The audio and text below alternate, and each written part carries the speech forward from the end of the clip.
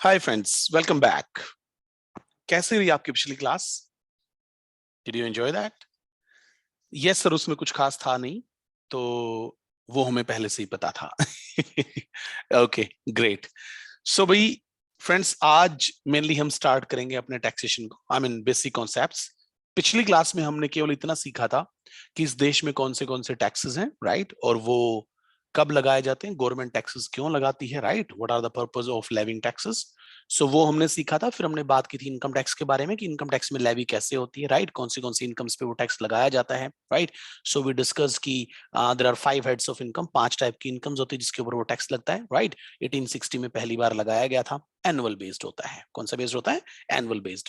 Then we moved to GST part. GST के बारे में बात की थी कि सप्लायर्स जब सप्लाई करते हैं ऑफ गुड्स और सर्विसेज, सप्लायर्स जब सप्लाई करते हैं ऑफ गुड्स और सर्विसेज, राइट, तो उस टाइम पे वो कस्टमर से जीएसटी चार्ज करके गवर्नमेंट को पे कर देते हैं। तो इनडायरेक्ट टैक्स हुआ क्योंकि कस्टमर से आया सप्लायर के पास और सप्लायर से गया गवर्नमेंट के पास, ठीक है ना। Okay, then we moved on to customs part. Customs के बारे में बात की कि भाई कस्टम एक्चुअली एक ड्यूटी होती है जो इंपोर्ट एक्सपोर्ट पे लगती है। इस देश में मेनली इंपोर्ट के ऊपर ये ड्यूटी लगाई जाती है, एक्सपोर्ट के ऊपर ये ड्यूटी नहीं लगाई जाती क्योंकि इंपोर्ट से देश में नुकसान होता है, ठीक है ना। ओके, सो हमने बात की थी उस टाइम पे, वो भी एक इनडायरेक्ट टैक्स की कैटेगरी में आता है। रीजन, क्योंकि अगर मान के चलो एक इंपोर्टर बाहर से फोन लेके आता है, राइट, मोबाइल फोन इंपोर्ट करता है और उस मोबाइल फोन को इंपोर्ट करने के बाद वो गवर्नमेंट की ड्यूटी दे देगा, तो उसके मोबाइल फोन की कॉस्ट बढ़ गई। अब वो उस मोबाइल फोन को जब इंडिया में बेचने लगेगा तो वो क्या करेगा, उसने जितने में मोबाइल फोन खरीदा वो प्लस उसका खुद का मार्जिन प्लस उसने जो गवर्नमेंट को कस्टम ड्यूटी पे की थी वो ऐड करके इंडिया में मोबाइल फोन लोगों को बेच देगा। एंड देयरफॉर लोगों से उसने कस्टम ड्यूटी चार्ज कर ली, राइट, और कस्टम ड्यूटी उसने गवर्नमेंट को डिपॉजिट पहले ही कर दी थी, राइट। सो वो भी एक इनडायरेक्ट टैक्स की कैटेगरी में था। हमारे देश में डायरेक्ट टैक्स केवल एक है, इनकम टैक्स, और इनडायरेक्ट टैक्स दो है मेनली, है ना, जीएसटी एंड कस्टम्स। ये हमने पिछली क्लास में डिस्कशन किया था। आज की क्लास बहुत इंपॉर्टेंट है। इस क्लास में हम क्या क्या टॉपिक्स करेंगे ये रहे आपके सामने। देखो भी बच्चों, आज की क्लास में हम डिस्कशन करेंगे what is income tax, what are rules, notification, circulars etcetera. Then हम बात करेंगे चार्जेबिलिटी के बारे में कि इनकम टैक्स की चार्जेबिलिटी क्या है, राइट। फिर हम कुछ डेफिनेशंस के बारे में बात करेंगे। फिर हम टैक्स रेट्स उठाएंगे, राइट, और लास्ट में जाके हम कुछ प्रैक्टिस करेंगे कुछ क्वेश्चंस की, right, which is very important part. अब सुनो, एक रिक्वेस्ट है बच्चों, because Taxpal classes are new entrant to this market, so we would be needing your help.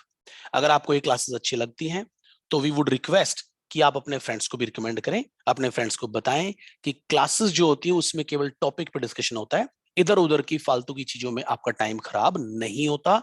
Very professional classes, right. तो आप ये अपने फ्रेंड्स को बताएं, हमारी मदद करें इस चीज को स्प्रेड करने में। हमारा एक यूट्यूब चैनल भी है जिसपे बहुत ज्यादा वीडियो नहीं है, एक दो वीडियो ही अभी तक डाली गई है, राइट, बहुत कम सब्सक्राइबर्स हैं, बट आप लोगों की वजह से हम आगे बढ़ पाएंगे, राइट। हम चाहते हैं कि बच्चे बच्चे तक ये चीज पहुंचे और बच्चे को इस चीज का फायदा मिले, क्योंकि time is everything for you guys, right. हम आपका टाइम टाइम पे फोकस करते हैं, आपका टाइम बिल्कुल भी खराब नहीं होने देंगे। हम आपको प्रोफेशनल लेवल की क्लासेस बिल्कुल सिस्टमेटिक तरीके से रिकॉर्ड की हुई क्लासेस देंगे जिसमें आपका नुकसान नहीं होगा, आपको फायदा मिलेगा, समराइज वे में होंगी ताकि आप उसको आसानी से समझ पाए, राइट। बहुत बढ़िया स्टडी मटेरियल मिलेगा आपको, राइट, और फैकल्टीज की हेल्प लगेगी। सो ये सारा सब कुछ आपको मिलेगा at Taxpal classes, but again you you need to ask your friends to join us on the YouTube or on the Telegram channel, right? और classes के link आपके पास भी आए होंगे। I'm talking about those like the introduction class, right? वो आप अपने friends को भेजें और उनको भी encourage करें classes लेने के लिए, right? हमें आपकी help की बहुत जरूरत है at initial stage, please. Okay, cool. So with this, let's move further. तो भाई आज के हम सबसे पहले टॉपिक को उठा लेते हैं, राइट। सबसे पहला जो अपना टॉपिक है बच्चों वो है कि इनकम टैक्स क्या होता है, राइट। ध्यान से सुनना बच्चों, जब भी ना आप कोई भी एक्ट पढ़ोगे, लाइक अभी हम पढ़ रहे हैं अपना इनकम टैक्स, ठीक है ना। So we have income tax act, income tax act, and then we have income tax rules.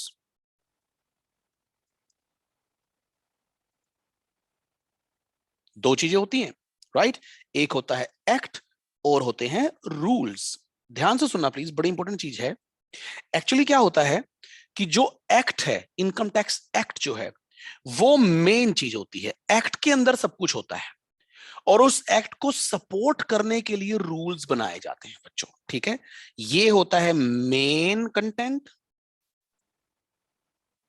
Right? और ये होता है सपोर्टिव कंटेंट। इसका मतलब ये हुआ कि एक्ट जो है वो हमें बताता है कि क्या करना है, राइट? क्या करना है, और जो रूल्स होते हैं बच्चों वो हमें बताते हैं कैसे करना है, राइट? एक बार स्लाइड पे वापस चलते हैं, आपको चीजें समझ में आएंगी। देखो, हमने एक्ट के बारे में लिखा है कि जो एक्ट है, यानी कि इनकम टैक्स एक्ट के बारे में बात करते हैं, लेट्स से, राइट? एक्ट अपने को बोलता है व्हाट टू डू, क्या करना है। ये अपने को एक्ट बताएगा, व्हाट टू डू एक्ट बताएगा, ठीक है? और जो रूल्स हैं भाई बच्चों, और जो रूल्स हैं, राइट, रूल्स अपने को बताएंगे हाउ टू डू, राइट? इसका मतलब दो इंपॉर्टेंट चीजें, एक्ट ने अपने को क्या बताया, व्हाट टू डू, क्या करना है। जैसे एक एग्जांपल से समझते हैं इस चीज को। एक्ट अपने को बोलता है कि अगर किसी की इनकम टैक्सेबल लिमिट से ज्यादा चली गई तो उसे पैन कार्ड अप्लाई करना पड़ेगा, और अगर उसकी इनकम पे टैक्स भी लगता है तो उसे इनकम टैक्स की रिटर्न भी फाइल करनी पड़ेगी। ये एक्ट ने बोला, ये एक्ट ने बोला कि पैन कार्ड लेना पड़ेगा, इनकम टैक्स की रिटर्न फाइल करनी पड़ेगी, ठीक है? ये एक्ट ने बोला। अब लेकिन रूल्स क्या करेंगे यहां पे? अब रूल्स ये बताएंगे कि जो एक्ट ने बोला कि पैन कार्ड लेना पड़ेगा, वो पैन कार्ड कैसे लेना है, कौन सा फॉर्म भरना है, कब वो फॉर्म भरना है, कितनी फीस लगेगी, क्या क्या उस फॉर्म के साथ अटैच करना है, राइट? ये सब कुछ अपने को रूल्स में मिलेगा, राइट? तो एक्ट ने बताया पैन कार्ड अप्लाई करना है, रूल्स बताएंगे कि पैन कार्ड कैसे अप्लाई करना है। सिमिलरली, एक्ट ने बोला कि आपको इनकम टैक्स की रिटर्न फाइल करनी है, रूल्स अपने को बताएंगे कि इनकम टैक्स की रिटर्न के फॉर्म्स क्या हैं, कैसे वो रिटर्न फाइल करनी है, क्या क्या उसमें पर्टिकुलर्स भरने हैं, राइट? ये सब कुछ अपने को कौन बताएंगे? Rules, right? सो अब हम ये बोल सकते हैं कि जो एक्ट है वो मेन चीज होता है, एक्ट के अंदर मेन कंटेंट होता है भाई बच्चों, और रूल्स में सपोर्टिव कंटेंट होता है। इसका मतलब क्या हम ये बोल सकते हैं कि एक्ट एक्ट को सपोर्ट करने के लिए रूल्स बनाए गए हैं। कौन किसको सपोर्ट करता है? सर, एक्ट को रूल्स सपोर्ट करते हैं, एक्ट को रूल्स सपोर्ट करते हैं, right? And therefore we can say here that act अपने को क्या बताता है? What to do, right? अपने को ये बताएगा व्हाट टू डू, है ना? रूल्स बोलेंगे how to do, right? Okay. Act में मेन कंटेंट होता है, मेन कंटेंट, वो हमने ऊपर भी लिख दिया वैसे, है ना? और इसमें होता है सपोर्टिव कंटेंट। जैसे एक एग्जांपल भी यहीं पे लिख देते हैं, एक एग्जांपल भी लिख देते हैं यहां पे। For example a person a person whose income whose income exceeds taxable limit taxable limit, है ना? अगर उसकी इनकम टैक्सेबल लिमिट से ज्यादा चली गई, then he has to apply for PAN, right? PAN card ऐसे लिख देते हैं, राइट? तो एक एग्जाम्पल हमने यहां पे लिखा कि भाई अगर मान के चलो किसी पर्सन के पास, अगर किसी पर्सन की इनकम टैक्सेबल लिमिट से ज्यादा चलेगी ना बच्चों, तो उसे क्या करना पड़ेगा? सर, उसे पैन कार्ड अप्लाई करना पड़ेगा, पैन कार्ड अप्लाई करना पड़ेगा। तो ये बात तो किसने बताई हमें? सर, ये बात हमें बताई है एक्ट ने। किसने बताई है? एक्ट ने। नाउ ऐसा ही एक एग्जाम्पल लिखते हैं रूल्स में। बताओ भी, रूल्स में मैंने अभी अभी आपको बताया था भाई बच्चों, क्या था वो? हमने बात की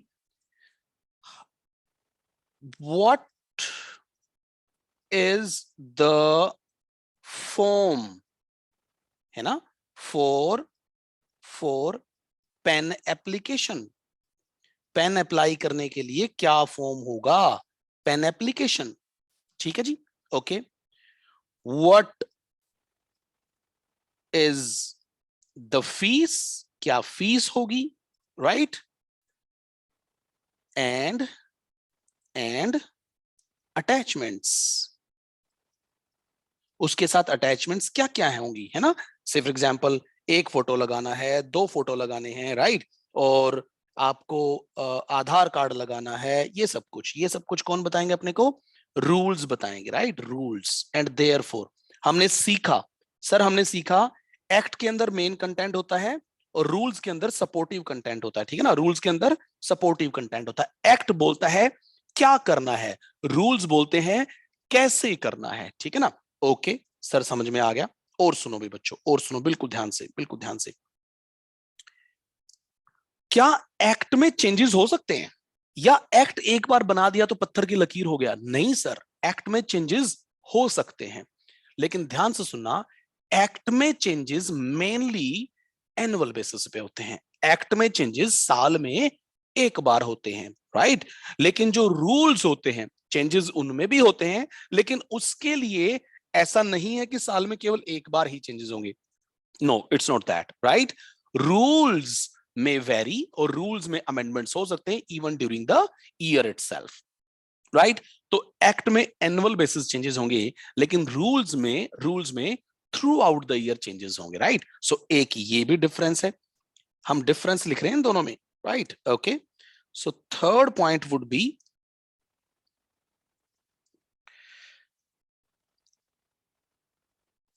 act is amended annually, act is amended annually, लेकिन रूल्स में क्या लिखेंगे हम, सर रूल्स में हम लिखेंगे rules are amended throughout the year,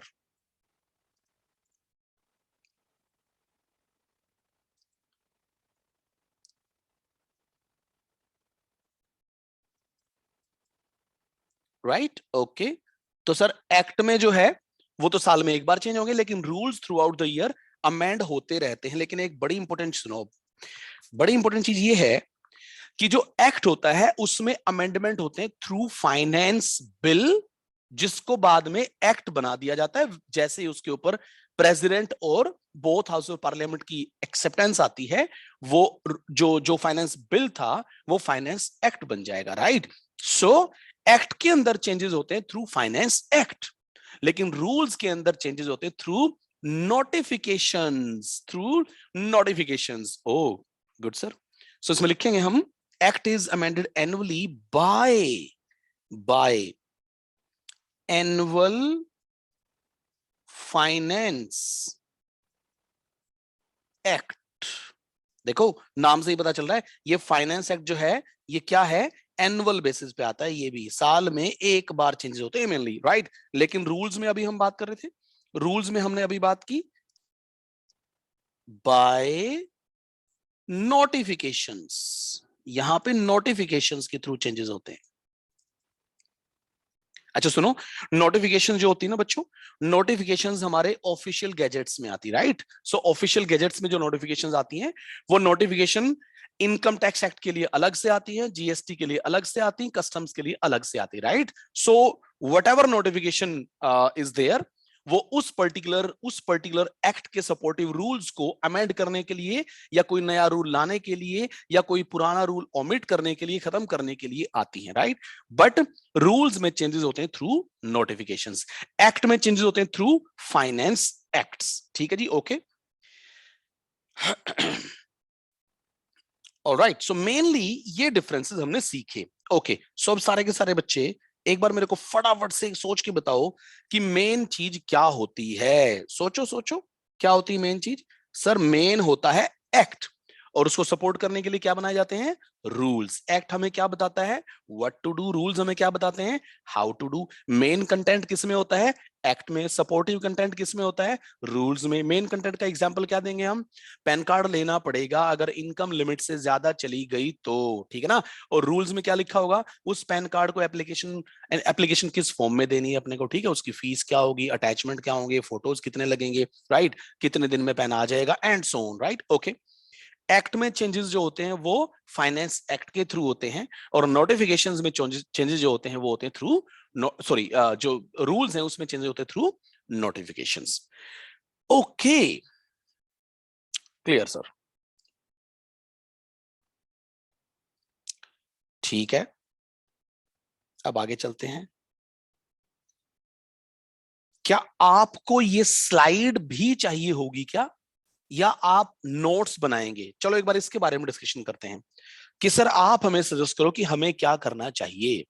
देखो भाई, मेरा तो ये मानना है, मतलब ठीक है, मेरे लिए तो it's just a click away, right, मैं तो आपको ये स्लाइड दे सकता हूं, बट टू मी, अगर आप इस क्लास को करते टाइम प्रॉपर तरीके से बैठे हैं, रजिस्टर लेके प्रॉपर नीट एंड क्लीन तरीके से रजिस्टर और अपने साथ कैलकुलेटर वगैरह लेके बैठे हैं, तो क्लास करने का मजा है, राइट। एंड देयरफॉर अगर आप रजिस्टर लेके बैठे हैं तो जो मैं लिखवाऊंगा यहाँ पे, जो भी मैं नोट्स बनवाऊंगा, वो आपको टेक्निकली अपने नोटबुक में कॉपी करनी चाहिए, ठीक है ना।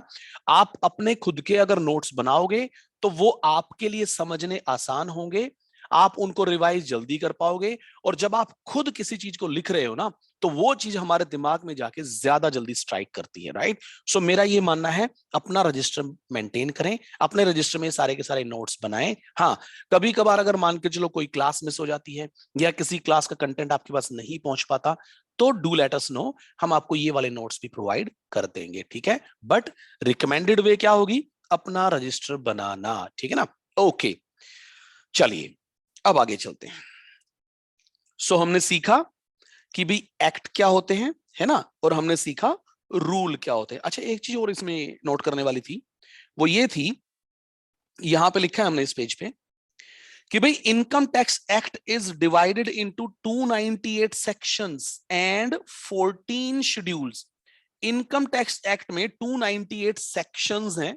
हम केवल सेक्शंस की बात कर रहे हैं, हम सब सेक्शंस की बात नहीं कर रहे, ठीक है ना, हम सेक्शन की बात कर रहे हैं, right. Okay, so income tax act is divided into 298 sections and it has 14 schedules. Income tax में 14 शेड्यूल्स हैं। Okay, next we have rules. देखो, रूल्स में मैंने पैन कार्ड छाप रखा है, राइट। सो इसमें आपको पता चलेगा कि भी जो रूल्स होते हैं वो अपने को बताते हैं कि एक्ट में जो बात बोली गई थी वो कैसे करनी है, right. How to do, how to do. Rules में देयरफॉर सारे के सारे फॉर्म्स दे रखे हैं, प्रोसीजर्स दे रखे हैं, गाइडलाइंस दे रखी है, टाइमलाइंस दे रखी हैं, प्लेसेस एटसेट्रा। देखो, ये जो फॉर्म यहाँ पे ये पिक्चर में आप देख रहे होगे, ये वाला जो फॉर्म है ना बच्चों, ये वाला, ये एक्चुअली इनकम टैक्स की रिटर्न का फॉर्म है। This is income tax return form. ये इनकम टैक्स की रिटर्न का फॉर्म है। एक सेकंड,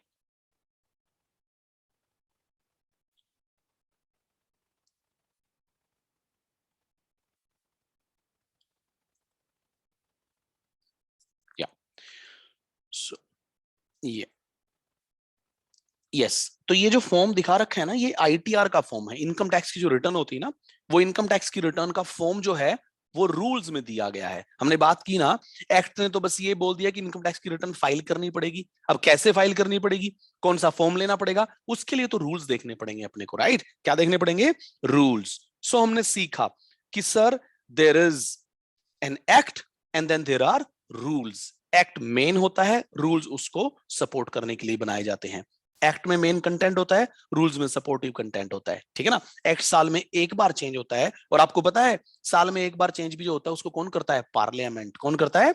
पार्लियामेंट। लेकिन जो रूल्स होते हैं उसमें through out the year changes होते रहते हैं, और रूल्स में चेंजेस कौन करती होगी? Board. We have two boards ना, कौन सा? Central board of direct taxes and central board of indirect taxes and customs, right. So ये दो बोर्ड हैं जो इन नोटिफिकेशंस को लाते हैं, इन रूल्स में चेंजेस करते हैं, क्योंकि ये दो बोर्ड जो हैं ये एडमिनिस्ट्रेटिव बोर्ड्स हैं to govern taxation system in India, right. हमने पिछली क्लास में सीखा था डायरेक्ट टैक्स के लिए central board of direct taxes, और इनडायरेक्ट टैक्स के लिए central board of indirect taxes and customs. Okay, yes sir. अब आगे चलते हैं नोटिफिकेशंस। अभी हम बात कर रहे थे नोटिफिकेशंस के बारे में। जो रूल्स में चेंजेस होते हैं वो किसके थ्रू होते हैं? Through notifications. अब नोटिफिकेशंस हैं क्या? नोटिफिकेशंस सर हमने तो देखा हमारे फोन में नोटिफिकेशंस होती हैं। हमारे फोन में नोटिफिकेशन आई है कि आपके पास कोई व्हाट्सएप आया है, राइट? आपके पास 4 या 5 व्हाट्सएप पड़े हैं। सर व्हाट्सएप तो ना, जब ये इस देश में जब कोई फेस्टिवल होता है, फेस्टिवल के टाइम पे देखो आप कितने व्हाट्सएप आते हैं, राइट? सो उस टाइम पे व्हाट्सएप पे लॉट्स ऑफ नोटिफिकेशंस, है ना? अगर आप फेसबुक चलाते हैं तो फेसबुक पे नोटिफिकेशंस आपको दिख जाती, राइट? सो वो नोटिफिकेशन का वो जो रेड कलर का जो मार्क होता है, देखो मैंने यहाँ पे आपको एक पिक्चर बना के दे रखी। So these are notifications. But बच्चों, ये जो रूल्स के लिए नोटिफिकेशंस होती है ना, ये ऐसी नोटिफिकेशन नहीं होती, ये आपके फोन में ऐसे नहीं डिस्प्ले करती, राइट? ये नोटिफिकेशंस आती हैं, हमने बात की थी कहां पे? ऑफिशियल गैजेट्स में। सर ऑफिशियल गैजेट क्या होता है बच्चों? ऑफिशियल गैजेट सरकार का न्यूज़पेपर होता है। जैसे हमारा जनता का एक न्यूज़पेपर होता है ना, times of India, Hindustan times, right? ऐसे ही सरकार का एक न्यूज़पेपर होता है ऑफिशियल गैजेट्स, जिसमें सरकार से रिलेटेड सारे के सारे चीजें आती हैं, सरकार से रिलेटेड कोई चेंजेस आते हैं, नोटिफिकेशंस आती हैं, नई भर्तियां निकली एंड सो ऑन, वो सब कुछ उसमें आता है ऑफिशियल गैजेट्स, राइट? सो नोटिफिकेशंस हमें कहां पे मिलेंगे? ऑफिशियल गैजेट्स में मिलेंगे, या उस particular let's say income tax है, सो इनकम टैक्स की वेबसाइट पे भी आपको नोटिफिकेशंस वगैरह मिल जाएंगी। ओके, एक ना बड़ी इंपॉर्टेंट लाइन लिखी है, उसके बारे में अभी डिस्कशन करेंगे। वैसे notifications have a force of act. Notifications के पास एक्ट की फोर्स होती है, मतलब notifications are not less than act. इसका मतलब ये एक्ट के बराबर होती हैं। एक्ट जितनी ही फोर्स होती नोटिफिकेशंस में। सर समझ में नहीं आया? तो समझ में नहीं आया, ओके मैं समझाता हूं, ध्यान से सुनना प्लीज। देखो बच्चों क्या होता है कि भाई अपने पास ये चीजें होती हैं, हमारे पास होता है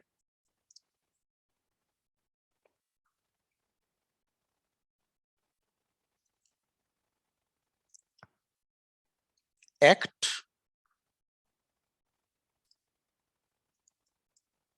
ठीक है? हमारे पास होते हैं रूल्स, हमारे पास होती है नोटिफिकेशंस,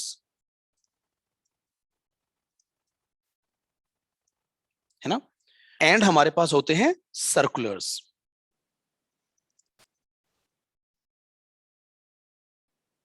और एक चीज और भी है, हाई कोर्ट और सुप्रीम कोर्ट के जजमेंट्स, ठीक है, रूलिंग्स। बिल्कुल ध्यान से सुनना भी बच्चों। हमारे पास ये जो 5 चीजें हैं, एक बार ये चेक करते हैं कि इनमें से बाइंडिंग फोर्स किस पे है। सर ये बाइंडिंग फोर्स क्या होती है? भाई बच्चों ध्यान से सुनना।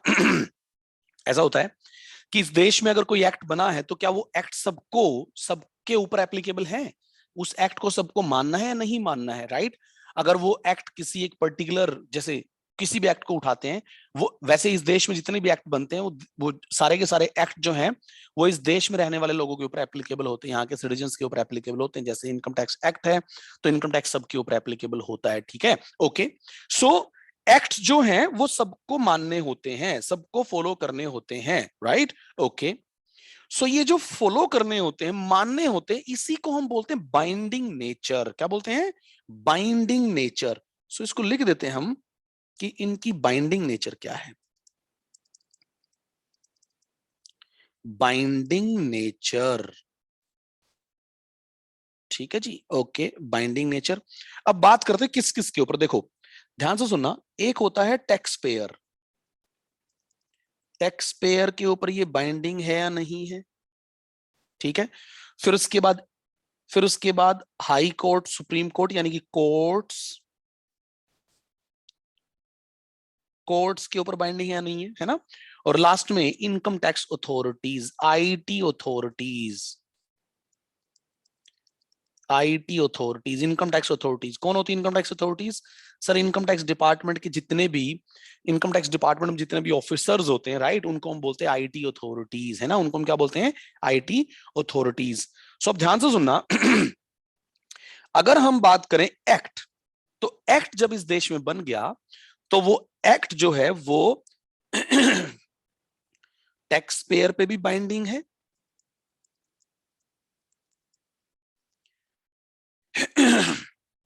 एक्ट जो है वो कोर्ट्स के ऊपर भी बाइंडिंग है,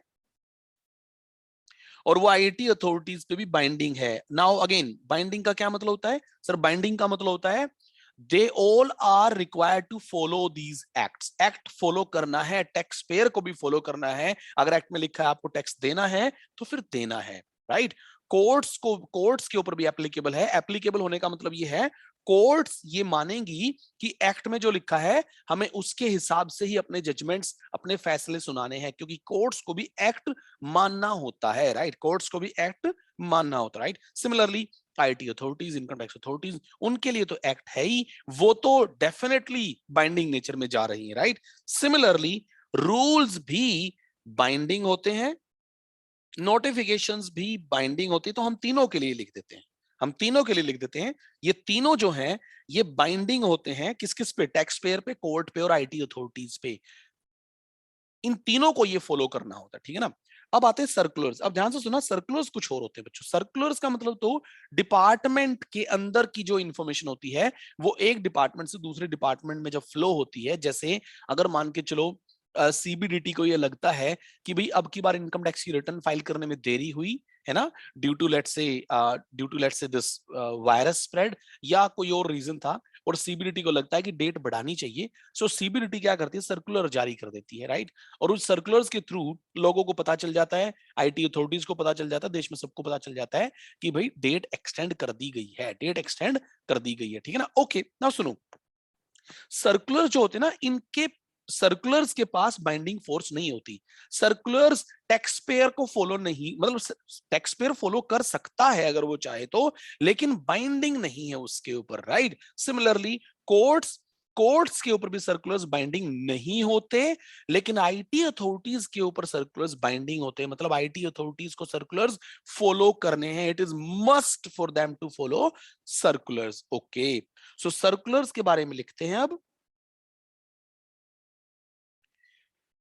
नॉट बाइंडिंग, ये इनके ऊपर बाइंडिंग नहीं है। नॉट बाइंडिंग, इनके ऊपर भी नॉट बाइंडिंग है ना, बट आईटी अथॉरिटीज के ऊपर ये क्या है? बाइंडिंग। लेकिन एक बात सुनना बच्चों ध्यान से, ये जो आईटी अथॉरिटीज होती है ना, एक्सेप्ट, इसमें एक ऐसी आईटी अथॉरिटी है जिसके ऊपर ये बाइंडिंग नहीं होते, except commissioner of income tax, CIT appeal. Commissioner of income tax appeal, ध्यान से सुनना, ये कौन होता है? इनकम टैक्स डिपार्टमेंट में एक ना, एक अपील सेटअप की गई है, एक एक ट्रिब्यूनल सेटअप किया गया है। अगर मान के चलो कोई कोई इनकम टैक्स डिपार्टमेंट की किसी ऑर्डर से अग्रीव्ड है ना, वो खुश नहीं है, लेट्स से गवर्नमेंट ने उसके ऊपर ज्यादा टैक्स लगा दिया, राइट? और वो खुश नहीं है इनकम टैक्स का जो ऑर्डर आया है, तो वो क्या कर सकता है? वो अपील फाइल कर सकता है। पहली अपील लेके जाएगा commissioner of income tax appeal के पास, अगर वहां से भी सेटिस्फाई नहीं हुआ तो फिर जाएगा ट्रिब्यूनल में, राइट? ट्रिब्यूनल से भी सेटिस्फाई नहीं हो पाया तो जाएगा फिर हाई कोर्ट में, और फिर सुप्रीम कोर्ट में। ऐसे करके ये उसके पास रेमिडियल प्रोसीजर अवेलेबल है। एंड देयरफॉर, ध्यान से सुनना, जो ये अपील वाला कमिश्नर है ना इनकम टैक्स डिपार्टमेंट में, अपील वाला कमिश्नर, अपील वाला कमिश्नर कहीं ना कहीं एक कोर्ट की तरह काम करता है, एक कोर्ट की तरह काम करता है। इसके लिए दोनों पक्षों में ये पक्षपात नहीं कर सकता। ये है इनकम टैक्स डिपार्टमेंट का ऑफिसर, लेकिन फिर भी ये इनकम टैक्स डिपार्टमेंट का फेवर नहीं कर सकता, ऑन पेपर नहीं कर सकता। वैसे ये करते हैं, ठीक है ना, लेकिन ये ऑन पेपर नहीं कर सकता, राइट? एंड देयरफॉर ये जो सर्कुलर्स होते हैं, सर्कुलर्स आईटी अथॉरिटीज की बात करें तो उनके ऊपर बाइंडिंग होते हैं, लेकिन commissioner of income tax appeal जो होता है उसके ऊपर ये बाइंडिंग नहीं होते, राइट? ओके, सो सर्कुलर्स क्या टैक्स पेयर पे बाइंडिंग होते हैं? नहीं सर, उस पर बाइंडिंग नहीं होते। ओके, कोर्ट्स पे बाइंडिंग होते हैं? नहीं सर, उस पर बाइंडिंग नहीं होते। इसका मतलब ये है टैक्स पेयर पे बाइंडिंग नहीं होते सर्कुलर्स, लेकिन अगर सर्कुलर का टैक्स पेयर फायदा लेना चाहता है तो वो ले सकता है। जैसे सर्कुलर में कोई टैक्स पेयर के फायदे की बात लिखी हुई है, उसमें लिखा हुआ है कि भाई अगर किसी ने अगर मान के चलो बच्चों की जो ट्यूशन फीस है, बच्चों की ट्यूशन फीस की टैक्स में डिडक्शन मांगी है और उसके पास मान के चलो फीस रिसीट्स नहीं है due to this COVID situation, उसके पास फीस रिसीट अवेलेबल नहीं हो पाई, तो भी कोई बात नहीं, उसको वो डिडक्शन दे दी जाए, उसको वो डिडक्शन दे दी जाए। ये बात मान के चलो सर्कुलर में लिखी गई है, right. And therefore tax payer को लगता है कि मेरे पास रिसीट अवेलेबल नहीं है, but still he can enjoy the benefit available in the circular। Binding नहीं है उसके ऊपर, बट फिर भी वो सर्कुलर का फायदा लेना चाहे तो फायदा ले सकता है, बट वो उसके ऊपर बाइंडिंग नहीं है। अगर सर्कुलर में कोई ऐसी बात लिखी है जिससे टैक्स पेयर को लगता है कि नहीं ये तो मेरे फेवर की बात नहीं है, तो टैक्स पेयर मना कर सकता है कि सर नहीं सर, सर्कुलर मेरे ऊपर बाइंडिंग नहीं है, मैं तो नहीं मानूंगा सर्कुलर की बात, ठीक है। तो टैक्स पेयर मना कर सकता है सर्कुलर के लिए, क्योंकि टैक्स पेयर के ऊपर सर्कुलर बाइंडिंग नहीं होता। सिमिलरली कोर्ट्स भी मना कर सकती है कि हम सर्कुलर्स को नहीं मानते, क्योंकि सर्कुलर्स के लिए सर्कुलर्स के पास बाइंडिंग फोर्स नहीं होती, ठीक है ना। ओके, अब आते हैं जी हाई कोर्ट सुप्रीम कोर्ट के judgments. High court supreme court के जजमेंट्स की अगर बात करें तो आपको पता है कि हाई कोर्ट सुप्रीम कोर्ट के जजमेंट जो होते हैं वो उस जुरिस्डिक्शन में ही एप्लीकेबल होते हैं। जुरिस्डिक्शन जैसे हाई कोर्ट की अगर जुरिस्डिक्शन है तो वो उस पर्टिकुलर स्टेट तक होगी, राइट। तो हाई कोर्ट का जजमेंट उस पर्टिकुलर स्टेट में लगेगा। सुप्रीम कोर्ट के पास क्योंकि पूरे इंडिया का जुरिस्डिक्शन है, एंड देयरफॉर सुप्रीम कोर्ट का जो जजमेंट होगा वो पूरे देश में लगेगा, राइट। सो हाई कोर्ट का जजमेंट पूरी स्टेट के लिए होता है, पूरी स्टेट के ऊपर बाइंडिंग होता है, उस स्टेट के अंदर टैक्स पेयर है उनके ऊपर भी बाइंडिंग है, कोर्ट्स के ऊपर भी बाइंडिंग है, आईटी अथॉरिटीज के ऊपर भी बाइंडिंग है। बट सुप्रीम कोर्ट का जो जजमेंट है वो पूरे देश के ऊपर बाइंडिंग है। इसका मतलब ये हुआ, अगर मान के चलो हाई कोर्ट का एक जजमेंट है और वो जजमेंट है मान के चलो दिल्ली हाई कोर्ट का, राइट। बट कोई टैक्स पेयर बैठा मुंबई में, क्या वो दिल्ली हाई कोर्ट का जजमेंट मुंबई वाले टैक्स पेयर के ऊपर बाइंडिंग है? नॉर्मली नो सर, नहीं। क्यों? क्योंकि दिल्ली हाई कोर्ट के जुरिस्डिक्शन में नहीं आता वो, है ना। उसका जुरिस्डिक्शन तो मुंबई हाई कोर्ट है, मुंबई हाई कोर्ट का जजमेंट है नहीं, ये जजमेंट कहाँ का है? दिल्ली हाई कोर्ट का। एंड देयरफॉर लेकिन अगर अगर सुप्रीम कोर्ट का जजमेंट होता तो टैक्स पेयर चाहे दिल्ली में बैठा हो चाहे मुंबई में बैठा हो, वो उनके ऊपर बाइंडिंग हो जाएंगे, ठीक है ना। ओके, सो ये हमने सीखा binding nature of these things, right. यही लिखा हुआ था, एक बार इसको पढ़ के आते हैं।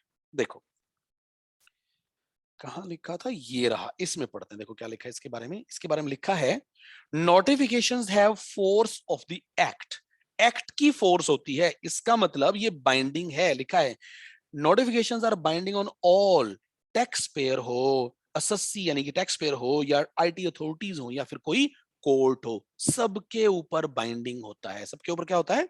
बाइंडिंग होता है, ठीक है ना। ओके, अब चलते हैं जी आगे। ये हमने कर लिया, सर्कुलर्स हमने कर लिए। सर्कुलर्स क्या थे? सर्कुलर्स के बारे में हमने सीखा था, डिपार्टमेंट के अंदर की इंफॉर्मेशन एक जगह से दूसरी जगह पे जब फ्लो होती है, इंफॉर्मेटरी होते हैं। क्या होते हैं? Informatory, right. ओके, सो ये हमने सीखा सर्कुलर्स के बारे में। ओके, बाइंडिंग नेचर के ऊपर मैंने यहाँ पे एक प्रेजेंटेशन बना रखी है। ये वैसी ही प्रेजेंटेशन है जैसी अभी अभी हम करके आए, राइट, सेम। जैसे act rule notifications, act rule notification के लिए हमने यहाँ पे लिखा है कि एसएससी के ऊपर भी बाइंडिंग है, आईटी अथॉरिटी के ऊपर बाइंडिंग है, सीआईटी अपील के ऊपर भी बाइंडिंग है, और कोर्ट्स के ऊपर भी बाइंडिंग है। लेकिन अगर सर्कुलर्स की बात करें, सर्कुलर्स एसएससी के ऊपर बाइंडिंग नहीं है, बट हाँ वो उसका फायदा ले सकता है। टैक्स अथॉरिटीज की अगर बात करें तो टैक्स अथॉरिटीज के ऊपर बाइंडिंग होती है, क्योंकि वो इनकम टैक्स डिपार्टमेंट के अंदर की तो होती हैं, तो इनकम टैक्स डिपार्टमेंट वाले लोगों को तो डेफिनेटली वो फॉलो करने हैं, राइट। लेकिन एक इनकम टैक्स डिपार्टमेंट का बंदा है सीआईटी अपील जिसको हम बोलते हैं, उसके ऊपर बाइंडिंग नहीं होते, बाइंडिंग नहीं होते। सिमिलरली कोर्ट्स के ऊपर भी वो बाइंडिंग नहीं होते, कोर्ट्स के ऊपर बाइंडिंग नहीं होते, ठीक है ना। ऑलराइट, और हाई कोर्ट सुप्रीम कोर्ट के जजमेंट के बारे में सीखा, और इस प्रेजेंटेशन में यही था, ठीक है। अब चलते हैं आगे। Okay, so next topic is introduction to income tax act rules notification circulars में एनुअल फाइनेंस एक्ट। अगला टॉपिक है किसको लेके? एनुअल फाइनेंस एक्ट क्या होता है, बड़ा इंपॉर्टेंट है ये, ठीक है जी। ये अमेंडमेंट्स क्या होती हैं, और ये टैक्स के रेट्स क्या प्रपोज होते हैं, क्या कंफर्म होते हैं, ये सब कुछ बड़ा ध्यान से। आपको याद है हम एक बात, अभी थोड़ी देर पहले एक बात देख रहे थे कि भाई जो एक्ट होता है, एक्ट जो होता है उस एक्ट में चेंजेस कौन करता है? पार्लियामेंट चेंजेस करता है। एक्ट में चेंजेस कैसे होते हैं? थ्रू कैसे होते हैं? Through what? हमने बात की थी sir, through finance act, through finance act के बारे में हमने बात की थी, है ना? ओके, उसी चीज को लेके अपना अगला डिस्कशन जो है वो है,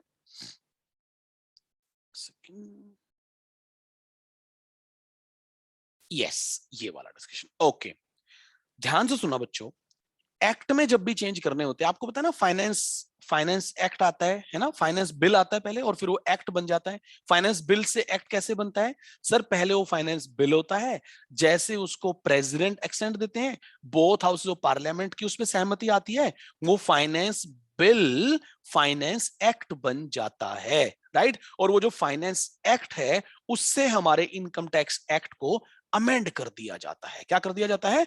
अमेंड कर दिया जाता है, वो अमेंड हो जाता है, ठीक है ना? ओके, सो हमारा एक्ट जो है वो साल में एक बार अमेंड होता है through finance act, through finance act. Okay, अब आपको ये फाइनेंस एक्ट पढ़ना कौन सा है, ठीक है जी, और ये इसके अमेंडमेंट्स क्या है, टैक्स के रेट्स कैसे आते हैं, ये कहां पे मिलेंगे अपने को, ये बहुत इंपॉर्टेंट डिस्कशन है अभी जो कर रहे हैं हम, ठीक है ना? ओके, देखना जरा क्या लिखा है इसमें। लिखा है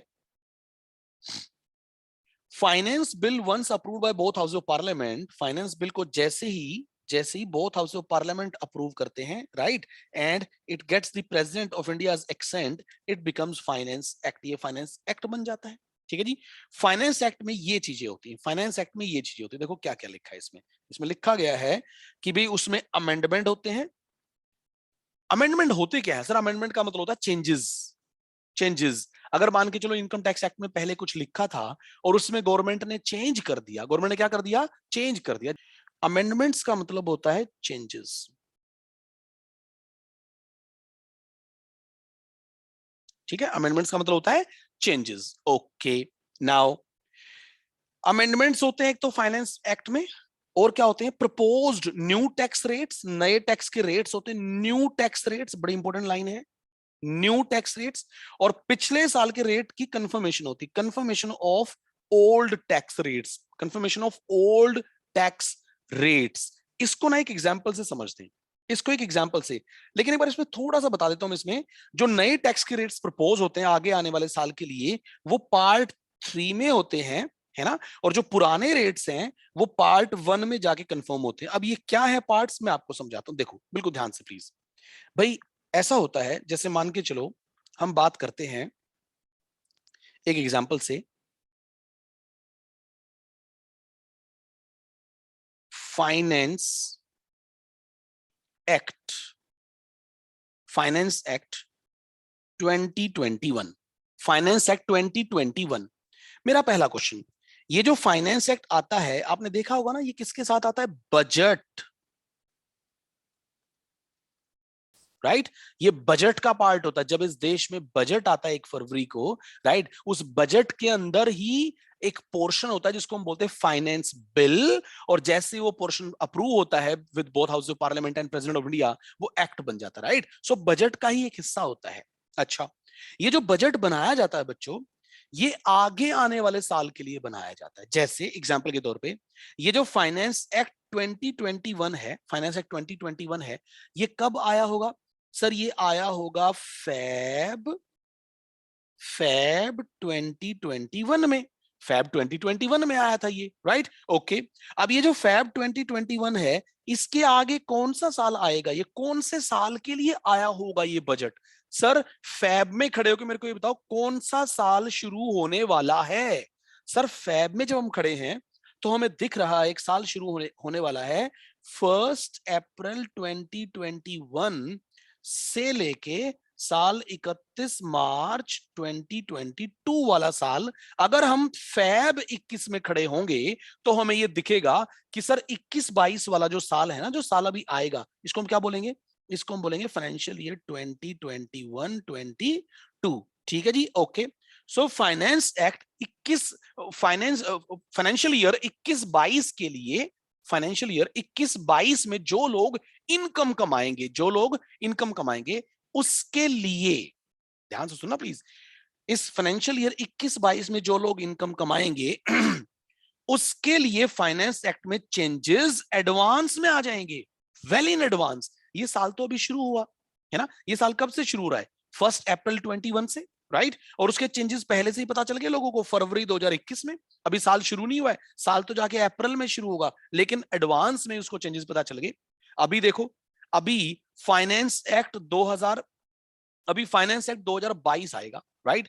ये जो फाइनेंस एक्ट 2022 आएगा, ये आगे जो साल शुरू होगा ना उसके लिए आएगा, यानी कि ये आएगा 22-23 वाले साल के लिए। कौन से साल के लिए आएगा? 22-23 वाले साल के लिए। एंड देयरफॉर ये जो फाइनेंस एक्ट 2021 है, ये इस फाइनेंशियल ईयर में जो लोग इनकम कमाएंगे उसके लिए आया है, ठीक है जी। और अगर लोग इनकम 21-22 में कमाएंगे तो उसका असेसमेंट ईयर देयरफॉर क्या होगा? सर उसका असेसमेंट ईयर होगा 2022-23। अब ये क्या है असेसमेंट ईयर? ध्यान से सुना बच्चों, हमने थोड़ा सा डिस्कशन किया था पिछली क्लास में। जिस साल में हम इनकम कमाते हैं, राइट, जिस साल में हम इनकम कमाते हैं, इनकम कमाने वाला जो साल होता है उसको हम बोलते हैं प्रीवियस ईयर। और जिस साल में हमें टैक्स देना होता है उस साल को हम बोलते हैं assessment year, right? So this is previous year, this is assessment year. बड़ा इंपॉर्टेंट डिस्कशन चल रहा है, ध्यान से सुनना। फरवरी 2021 में जो फाइनेंस एक्ट 2021 आया था, वो 21-22 की इनकम के लिए आया था। लोग जो 21-22 में इनकम कमाएंगे उनको पहले से ही गवर्नमेंट ने चेंजेस बता दिए हैं कि सावधान, ये चेंजेस हैं एक्ट में, इन चेंजेस को ध्यान में रख के आपको आगे बढ़ना है, ठीक है? हाँ, चेंजेस तो पहले बताने पड़ेंगे ना गवर्नमेंट को, नहीं तो लोग फिर कंप्लेन करेंगे कि सर आपने आपने हमें चेंजेस तो बताए नहीं थे इनकम टैक्स एक्ट में क्या चेंजेस होंगे, और अब साल खत्म होने के बाद आप हमें बता रहे हो कि ये चेंजेस कर दिए हमने, तो अब हमारे पास टैक्स देने के लिए कुछ नहीं। सर लोगों को पहले ही बताया जाता है ताकि लोग अकॉर्डिंगली अपना बजट बना पाए, अकॉर्डिंगली अपनी प्लानिंग कर पाए, ठीक है ना? ओके, ठीक है। अब ध्यान से सुनना, जब ये फाइनेंस एक्ट 2021 आया था, जब ये फाइनेंस एक्ट 2021 आया था, तो इसमें क्या था? बड़ी इंपॉर्टेंट चीज, इसमें था एक पार्ट 3, ठीक है, और इसमें था एक पार्ट 1।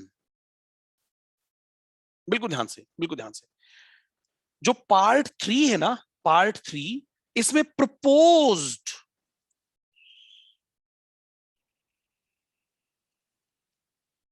टैक्स रेट्स होते हैं, प्रपोज्ड टैक्स रेट्स, ठीक है, जो प्रपोज किए गए हैं, प्रपोज किए गए हैं। कौन बताएगा फरवरी 2021 में कौन से साल के रेट प्रपोज किए गए होंगे? कौन सा साल अभी शुरू होगा?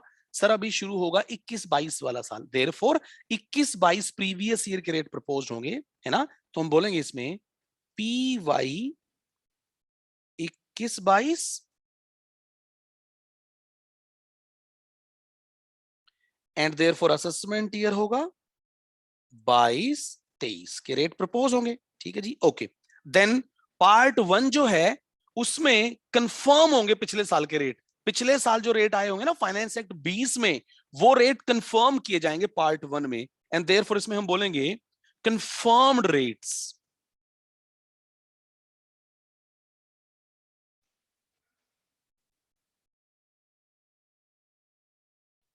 ओके, एंड देन पार्ट 1 की अगर हम बात करें तो पार्ट 1 में, एज आई सेड, पार्ट 1 में कंफर्म्ड रेट्स होंगे, कंफर्म्ड।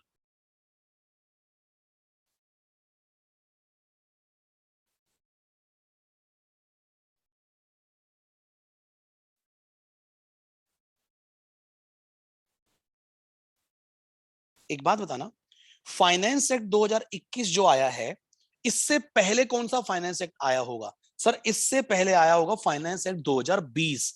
उस 2020 के जो रेट्स थे ना, वो फाइनेंस एक्ट 2021 में कंफर्म होंगे। क्या होंगे? कंफर्म। गवर्नमेंट ये बोलेगी हाँ हमने जो रेट प्रपोज किए थे ना 2020 में, वो आज हम 21 में आके बोल रहे हैं कि वो रेट कंफर्म है, मतलब उसी रेट के हिसाब से टैक्स आपका कैलकुलेट किया जाएगा, ठीक है ना?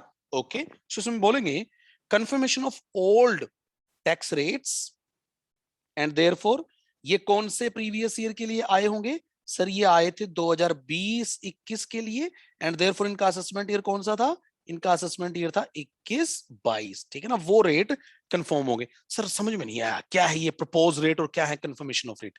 ध्यान से सुनना, एक बात बताना, जो हम बजट बनाते हैं, बजट हम साल शुरू होने से पहले बनाते हैं या साल खत्म होने के बाद बजट बनाते हैं? सर पहले बनाएंगे हम बजट, एंड देयरफॉर गवर्नमेंट वही तो कर रही है। गवर्नमेंट बजट के साथ लेके आ रही है फाइनेंस एक्ट। बिल आता है जो बाद में एक्ट बन जाता है, ठीक है जी, ओके। तो ये जो फाइनेंस एक्ट या बिल फरवरी 2021 में आया, अभी कौन सा साल है? फरवरी 2021 में खड़े होके अगर हम देखते हैं तो फरवरी 2021 से आगे कौन सा साल शुरू होगा? सर साल शुरू होगा 1 अप्रैल 2021 से, और आपको पता है 1 अप्रैल से साल शुरू होगा तो 31 मार्च 22 में खत्म हो जाएगा, एंड देयरफॉर 21-22 का साल शुरू होगा। तो लोग अपनी इनकम 21-22 में कमाएंगे।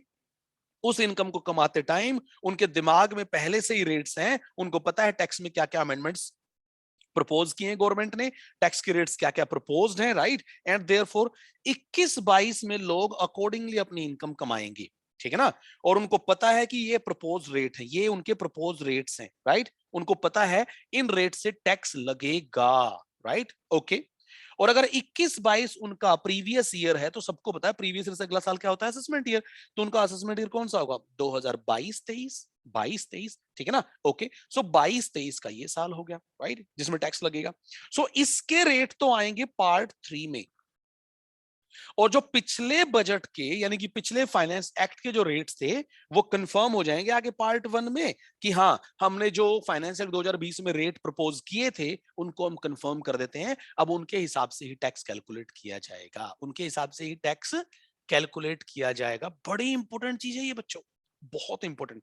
देखना जरा इसको लेके स्लाइड में क्या लिखा हुआ है। यस देखो लिखा है इसमें, अमेंडमेंट्स होते हैं पहले तो, है ना। एक तो एक्ट, इसमें जो फाइनेंस एक्ट जो होता है उसमें क्या क्या होते हैं? अमेंडमेंट्स होते हैं, पहली चीज। दूसरी चीज प्रपोज्ड न्यू टैक्स के रेट्स, नए टैक्स के रेट प्रपोज होते हैं, and confirmation of old tax rates. मैंने बताया ना, नए रेट प्रपोज जो होते हैं वो कहां पे होते हैं बच्चों? पार्ट 3 में, और जो पुराने रेट कंफर्म होते हैं पार्ट 1। और आगे देखना पार्ट 3 ऑफ फर्स्ट शेड्यूल ये जो फाइनेंस एक्ट है इसका फर्स्ट शेड्यूल का पार्ट 3, सिमिलरली पुराने रेट कंफर्म होते पार्ट 1 ऑफ फर्स्ट शेड्यूल, ठीक है। फाइनेंस एक्ट के जो शेड्यूल्स होते हैं उसमें से फर्स्ट शेड्यूल को पकड़ लो, उसका पार्ट 3 आपको बताएगा कि नए रेट क्या प्रपोज किए गवर्नमेंट ने, और पार्ट 1 बताएगा पुराने रेट गवर्नमेंट ने कंफर्म कर दिए, राइट। एक एग्जांपल छोटा सा नीचे दे रखा है, लिखा है इसमें, finance act 2019 in its part 3 of first schedule contains the tax rates in respect of income of previous year 19-20, है ना। जैसे आज का एग्जांपल लेते हैं, आज के हिसाब से अभी अभी फरवरी 2022 में, अभी फरवरी 2022 में आने वाला है कुछ दिनों में, ये रहा जैसे फैब 2022। कोई मेरे को बताएगा इस फैब 2022 में कौन सा फाइनेंस बिल आएगा? फाइनेंस बिल जो कि आगे चल के एक्ट बन जाएगा, बताओ जी कौन से साल के लिए आएगा? फरवरी से आगे कौन सा साल शुरू होएगा? सर फरवरी से आगे साल शुरू होगा प्रीवियस ईयर 2022-23, ये साल शुरू होगा, ठीक है जी। और अगर प्रीवियस ईयर 22-23 है तो बच्चों असेसमेंट ईयर क्या होगा? सर असेसमेंट ईयर होगा 23-24, ठीक है। असेसमेंट ईयर कौन सा होगा? 23-24, राइट। एंड देयरफॉर अब ध्यान से सुनना, अब ये जो फरवरी 2022 में आएगा, जो जो जो फाइनेंस एक्ट आएगा, इसमें भी क्या होंगे? इसमें भी सर 2 पार्ट होंगे, है ना। पार्ट 1 एंड होगा part 3। Part 1 part 3, part part 1 जो है ना, पार्ट 1 जो है, देखो ये हमने जो, एक सेकेंड, ये पिछली स्लाइड उसमें हमने ऐसे बनाया था, ऐसे ही बना देते हैं। इसको मैं कर देता हूँ पार्ट 1 नीचे, और ऊपर वाले को कर देते पार्ट 3, ऐसे कर देते हैं इसको। यस, हाँ ध्यान से सुनना प्लीज। तो इसमें भी क्या होंगे? पार्ट 3 होगा और पार्ट 1 होगा। नाउ अब ये जो पार्ट 3 है इसमें क्या आएंगे? न्यू प्रपोज रेट्स, यानी कि proposed tax rates, proposed tax rates होंगे जी, ठीक है जी। कौन से साल के रेट्स प्रपोज होंगे? प्रपोज, फरवरी 2022 में बैठे हम, फरवरी 2022 में कौन से रेट्स प्रपोज दिख रहे हैं आपको? सर फरवरी 2022 में हमें रेट्स प्रपोज दिख रहे हैं इस साल के लिए, इस साल के लिए, ठीक है ना? तो ये इस साल के रेट प्रपोज्ड है, राइट? और ये जो पार्ट 1 है इसमें पिछले साल के रेट कंफर्म होंगे, है ना? Confirmation of old tax rates. अच्छा, अब बताना ओल्ड टैक्स रेट्स कौन से कंफर्म करेगा?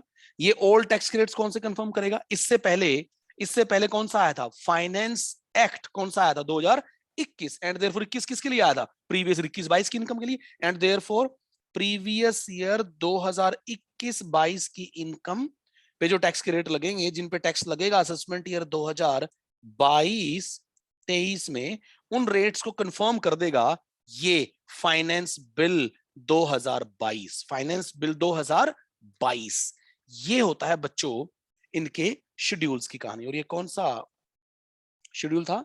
ये था सर फर्स्ट शेड्यूल, है ना, of finance act. Finance act का जो फर्स्ट शेड्यूल होता है, उस फर्स्ट शेड्यूल के दो पार्ट बड़े इंपॉर्टेंट होते हैं। पार्ट 3 नए रेट प्रपोज्ड, पार्ट 1 पुराने रेट कंफर्म्ड, ठीक है ना? ओके, तो एग्जाम्पल जो पुराना था उस एग्जाम्पल को छोड़ देते हैं, ये वाला एग्जाम्पल कर लेना। ये पुराना एग्जाम्पल है, लेट्स लीव दैट। ये वाला एग्जाम्पल कर लेंगे हम। इस एग्जाम्पल से आपको अंडरस्टैंडिंग आ जाएगी कि भी पार्ट 1 पार्ट 3 की क्या कहानी होती है, ठीक है ना? ऑलराइट,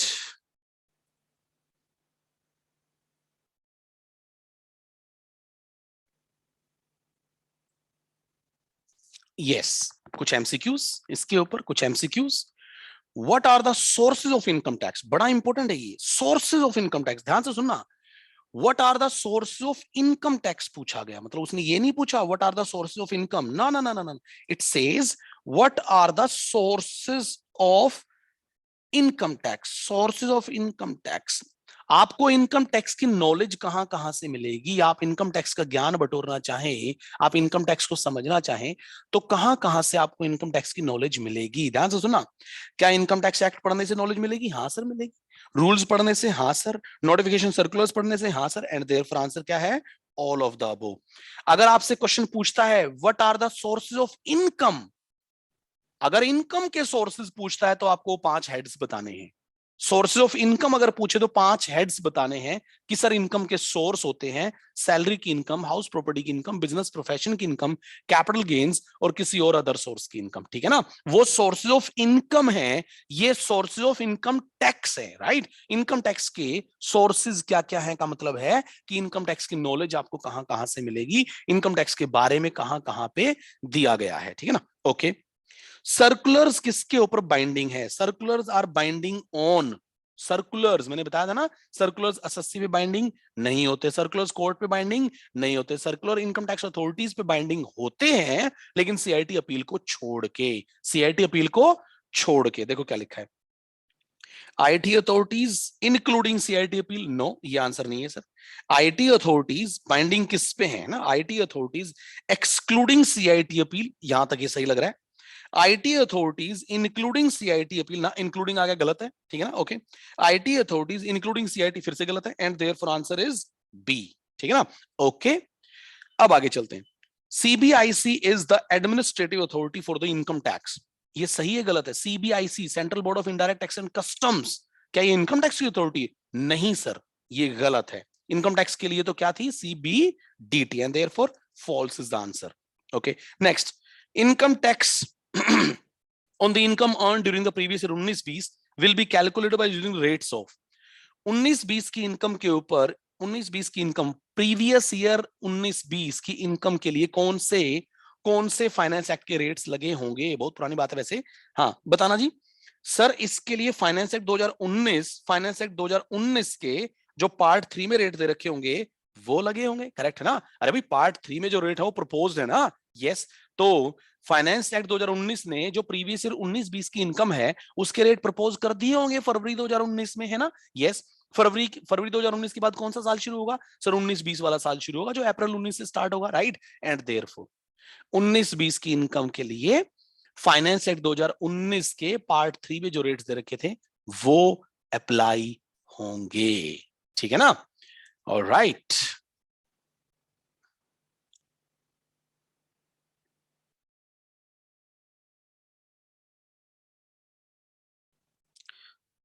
तो बच्चों अपना एक पड़ाव यहां पे खत्म होता है, अपना एक पड़ाव यहां पे खत्म होता है, उसके बाद हम आते हैं इसके दूसरे पड़ाव पे।